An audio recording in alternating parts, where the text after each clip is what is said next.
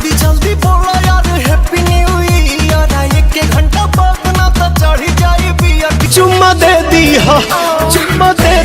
दहिना गाल में, चुम्मा दे।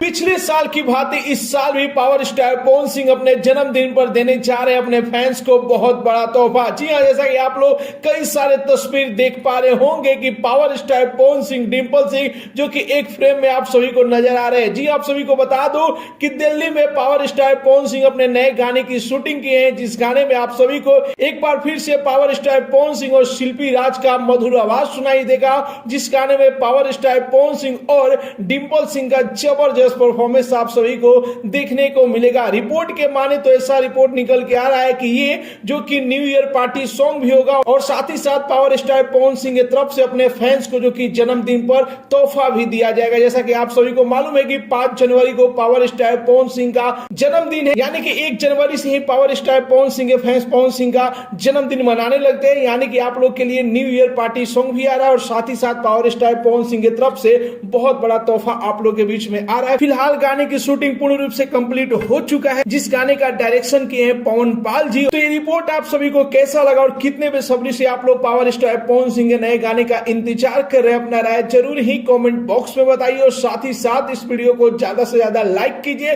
ज्यादा से ज्यादा शेयर कीजिए। मिलते गए वीडियो में एक नया न्यूज के साथ, तब तक के लिए बाय बाय, टेक केयर, जय भोजपुरी।